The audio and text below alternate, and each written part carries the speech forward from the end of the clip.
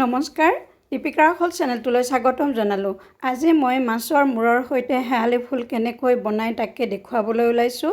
আশা ৰাখিছোঁ ভিডিঅ'টো চাই ভাল পাব। চাই ভাল পালে লাইক শ্বেয়াৰ কৰিব। তেন্তে বলকচোন বেছি পলম নকৰি আমি ভিডিঅ'টো আৰম্ভ কৰোঁ। এয়া মই অলপ শুকান শেৱালি ফুল লৈছোঁ।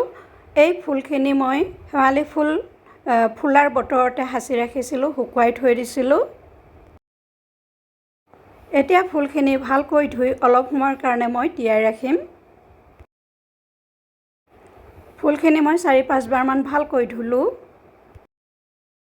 লগতে মই 2টা কেঁচা জলকীয়া আৰু নহৰু কেইফুটামান লৈছোঁ। মাছৰ মূৰখিনি মই সুন্দৰকৈ ভাজি আছোঁ। ধুনীয়াকৈ ভাজি ল'ব লাগে মাছৰ মূৰখিনি। মাছৰ মূৰখিনি ভালকৈ ভাজি ল'লোঁ আৰু এতিয়া মই এইখিনি কাঢ়ি থৈ দিম। এতিয়া সেই একেখিনি তেলতে কেঁচা জলকীয়া 2টা দিছোঁ আৰু লগতে মই নহৰুখিনি দি দিছোঁ তেলতে। লগতে মই শেৱালি ফুলখিনিও দি দিছোঁ। এতিয়া ফুলখিনি মই 1 বা 2 মিনিটৰ কাৰণে ভালকৈ ভাজি ল'ম।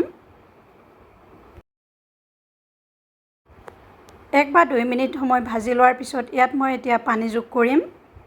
বহুত বেছি পানী দিব নালাগে, গ্ৰেভি টাইপৰ কৰিব লাগে। এবাৰ ভালকৈ লৰাই দিছোঁ। এতিয়া সোৱাদ অনুযায়ী মই ইয়াত নিমখ যোগ কৰিছোঁ।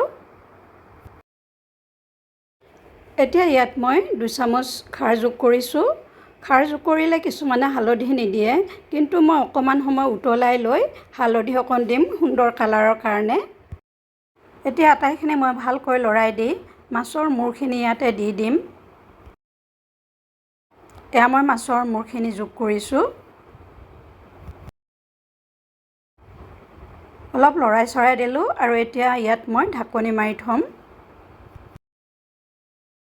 এতিয়া এটা সৰু বাটিত 2 চামুচমান মই চাউলৰ গুড়ি লৈছোঁ। এই চাউলৰ গুড়িখিনি পানীৰে মিক্স কৰি এই খাৰখিনিত মই দি দিম। খুব সুন্দৰ ঘন হ'ব। ঢাকনিখন গুচাই লৈছোঁ আৰু বৰ ধুনীয়াকৈ উতলি আছে। এতিয়া মই এয়া চাউলৰ গুড়িৰ বটনখিনি ইয়াতে দি দিছোঁ। পিঠাগুড়ি নাথাকিলে আটা অলপ গুলিও দিব পাৰে। আপোনালোকৰ ফালে বাৰু কি বুলি কয়, এইটো বটন বুলি কয়নে? এতিয়া মাছৰ মূৰখিনি মই অলপ অলপ ভাঙি দিম। মাছৰ মূৰটো ভাঙি দিলে খাৰখিনি খাবলৈ খুব সোৱাদ হয়। হালধি নিদিয়াকৈ কিমান ধুনীয়া কালাৰ হৈছে দেখিছেনে? তথাপি মই সামান্য হালধি যোগ কৰি আপোনালোকক ইয়াৰ কালাৰটো দেখুৱাই দিম।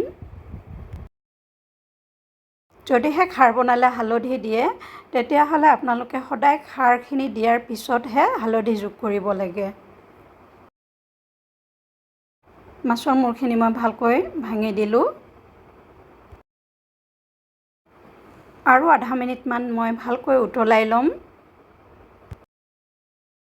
খাৰখিনি মোৰ হৈ গ'ল। এয়া মই গেছটো অফ কৰি দিছোঁ। এই প্লেটখনতে লৈ আপোনালোকক দেখুৱাই দিছোঁ। দেখিছেনে? দেখিবলৈ কিমান ধুনীয়া হৈছে আৰু এনেকুৱা গ্ৰেভি বনাব লাগে। ভিডিঅ'টো চাই কেনে পালে কমেণ্ট বক্সত কমেণ্ট কৰি জনাব।